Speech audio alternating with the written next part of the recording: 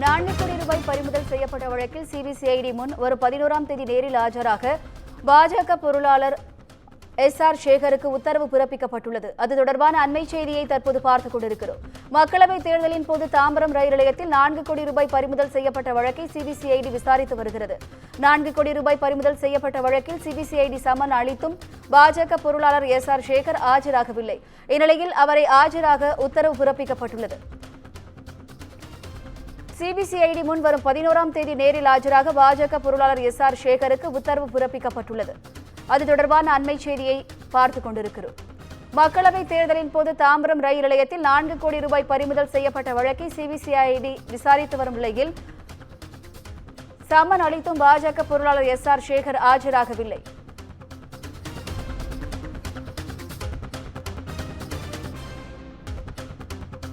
நான்கு கோடி ரூபாய் பறிமுதல் செய்யப்பட்ட வழக்கில் சிபிசிஐடி முன் வரும் 11ஆம் தேதி நேரில் ஆஜராக பாஜக பொருளாளர் எஸ்.ஆர். சேகருக்கு உத்தரவு பிறப்பிக்கப்பட்டுள்ளது.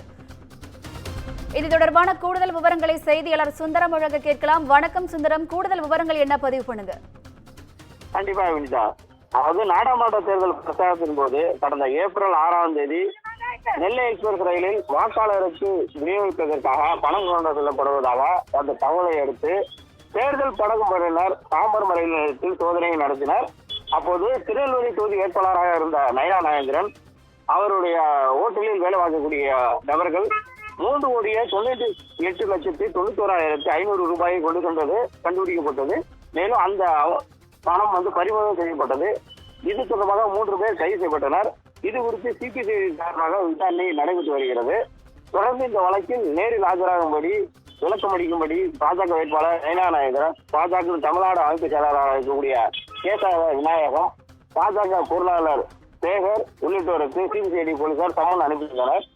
இந்த சம்மனை எதிர்த்து பாஜக அமைப்பு செயலாளர் கேசவ விநாயகம் தொடர்ந்த வழக்கு விசாரித்த சென்னை உயர்நீதிமன்றம் ஜெயச்சந்திரன் அவரை நேரில் ஆஜராக உத்தரவிட்டிருந்தார். அவரும் விசாரணைக்கு நேரில் ஆஜராக இருந்தார். இந்த நிலையில்தான் பாஜக பொருளாளர் எஸ்.ஆர். சேகர் தாக்கல் செய்த மனுவில் தான் ஏற்கனவே கோவையில் சிபிசிஐடி காவல்துறையினரிடம் தன்னிடம் விசாரணை நடத்தியுள்ள நிலையில் தொடர்ந்து சம்மன் அனுப்பி வருவதாகவும் தன்னை துன்புறுத்தக்கூடாது என உத்தரவிட வேண்டும் என்று கேட்டுக்கொண்டார்.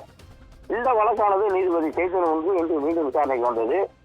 அப்போது மனுதாரர் தரப்பில் ஆஜரான வழக்கறிஞர் பால் கனகராஜ் ஏற்கனவே விசாரணை நடத்திய நிலையில் மீண்டும் விசாரணை தேவையற்றது என்று வாதிட்டார்.